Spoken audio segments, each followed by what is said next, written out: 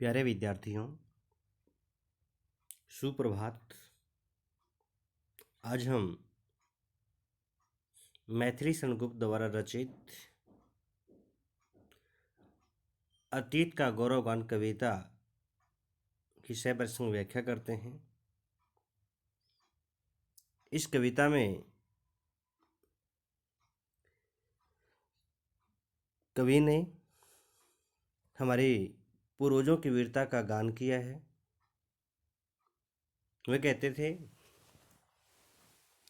थे करमवीर की मृत्यु का भी ध्यान कुछ डरते न थे युद्धवीर की काल से भी हम कभी डरते न थे दानवीर की देह का भी लोभ हम करते न थे धर्मवीर की प्राण के भी मोह पर मरते न थे। यहाँ पर कवि कहता है कि जो हमारे पूर्वज है वे महान सच्चे कर्मवीर थे। वे अपने कर्म के क्षेत्र में वीरता दिखाते थे। वे अपने कर्तव्य का पालन करते हुए कभी भी अपने मन में मौत का ध्यान नहीं धरते थे युद्धवीर की काल से भी हम कभी डरते न थे। इसी प्रकार से हमारे पूर्वज सच्चे युद्धवीर थे। युद्ध में लड़ते हुए वे अपनी वीरता दिखाते थे और कभी भी मृत्यु से भयभीत नहीं होते थे दानवीर की देह का भी लोभ हम धरते न थे। वे सच्चे दानी भी थे। दान करते समय वे कभी भी अपने शरीर तक की चिंता नहीं करते थे धर्मवीर की प्राण के भी मोह पर मरते न थे। यही नहीं, हमारे पूर्वज सच्चे धर्मवीर भी थे। अपने धर्म पर चलते हुए कभी भी अपने प्राणों की चिंता नहीं करते थे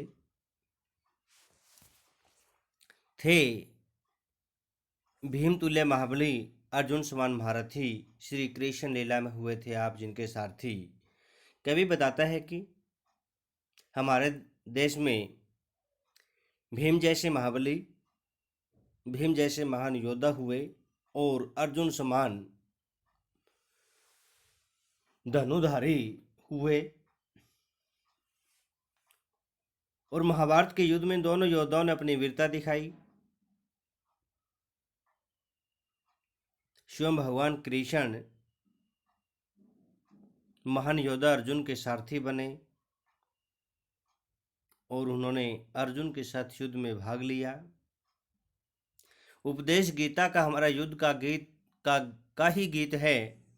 श्री कृष्ण ने अर्जुन को गीता का उपदेश देकर के युद्ध में भाग लेने के लिए प्रेरित किया। वहीं गीता का उपदेश हमारे देश में युद्ध का गीत माना जाता है।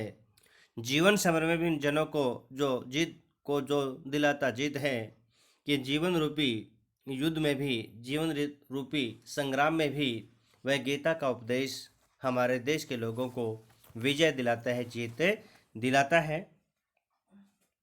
हम थे धनुर्वेदज्ञ जैसे और वैसा कौन था कि हमारे देश में अर्जुन जैसा धनुधारी हुआ, कि उस जैसा धनुधारी कहीं पर भी देखने को नहीं मिलता।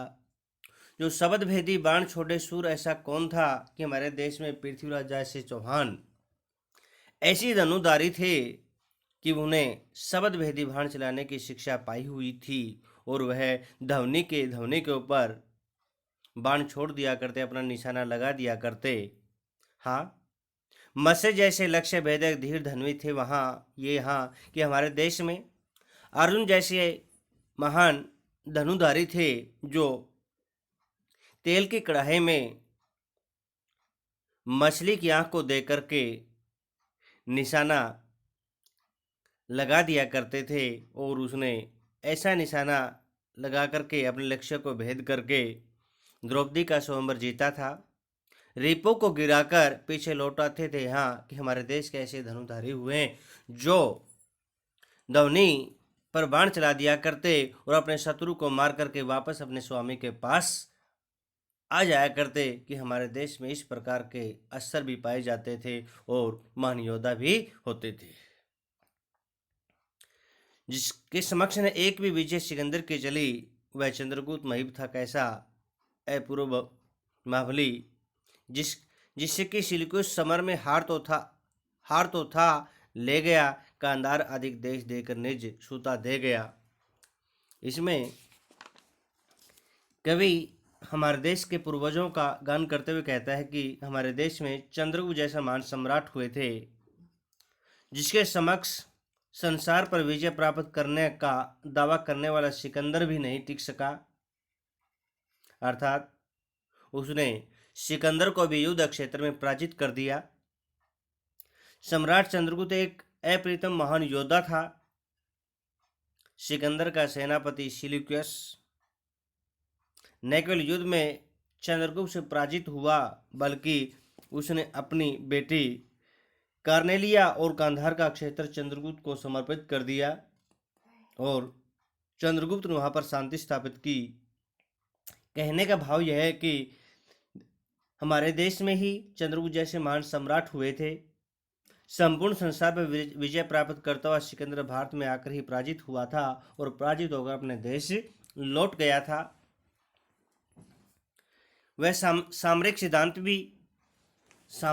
युद्ध का सिद्धांत भी औदार्यपूर्ण पवित्र था कि हमारे देश में युद्ध के सिद्धांत भी बड़े उदार और पवित्र है। अर्थात हमारे देश में युद्ध के सिद्धांतों का बड़े उदारता के साथ पालन किया जाता है।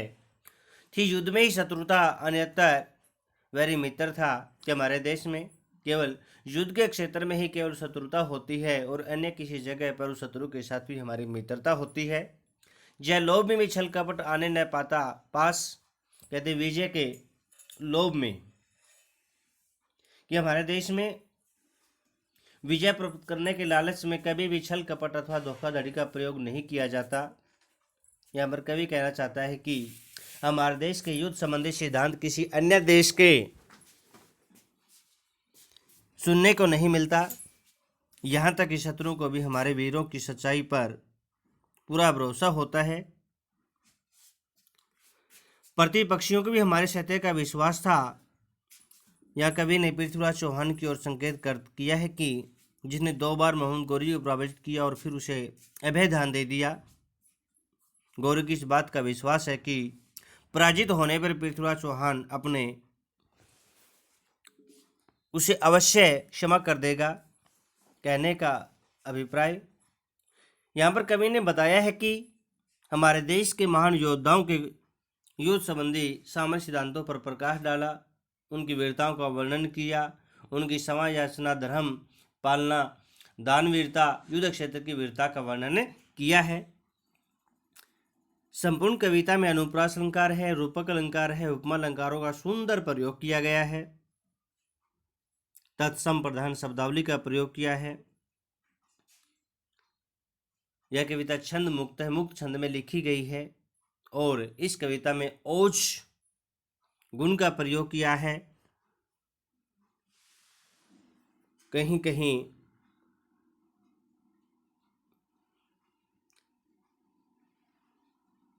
प्रसाद गुण भी है तो वहीं पर ओज गुण का प्रयोग हुआ है। अभिधा शब्द शक्ति है, कहीं कहीं लाक्षणिक शब्द शक्ति का प्रयोग भी है और वीर रस का परिपाक हुआ है।